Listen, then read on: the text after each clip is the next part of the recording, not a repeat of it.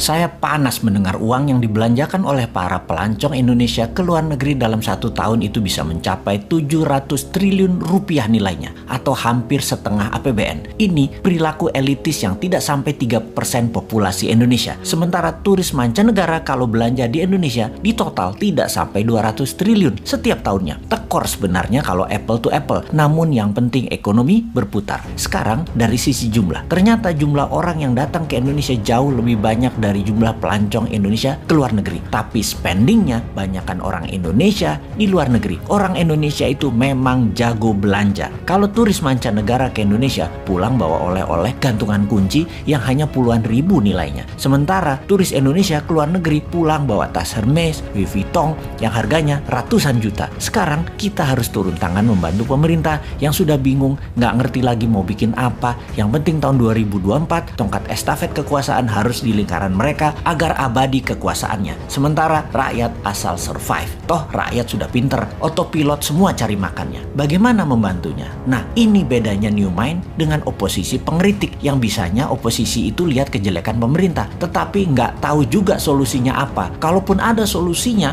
hanya normatif. Kita lompat sebentar keluar topik, nanti balik lagi memutar ekonomi wisata agar tidak keluar negeri. Saat ini di media-media juga orang-orang di tempat tongkrongan membicarakan 2024 siapa presiden dan wapresnya Indonesia. Maka banyak nama digadang-gadang. Nama-nama itu modalnya gampang. Bayar aja lembaga survei untuk memasukkan nama mereka, walaupun mereka hanya 1 di antara 10 orang. Pokoknya masuk aja nama mereka dulu. Lalu mulai dibangun citra mereka masing-masing. Yang hebatnya, siapapun mereka itu, tanya satu hal. Konsep bernegaranya apa ketika nanti mereka memimpin negara? Maka jawaban mereka pasti normatif. Pasti umum-umum saja. Seperti stop import, stop hutang, pro UKM, dan lain sebagainya. Dan faktanya nanti ketika menjabat, semuanya tidak bisa dijalankan karena tidak tahu bagaimana caranya. Mereka semua itu hanya manuver politik dan di otaknya hanya bagaimana menjadi populer dan bagaimana menang mendapatkan kursi di 2024. Mek ngono tok. Hebatnya adalah narasinya bisa membuat rakyat percaya. Oh ya, ini bukan promosi Bosman yang ternyata sudah lengkap cara dan strategi bernegaranya. Bukan loh ya. Bosman bukan mau jadi presiden. Bosman mau jadi lord. Wes, jelas yo. Ini semua buat nyindirin positif. Kita nyindir incumbent, nyindir yang cari popularitas di tahun 2024 dan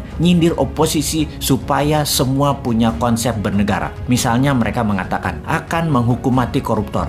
Itu Bosman sudah usulkan. Cari lain lagi. Pajak diturunkan.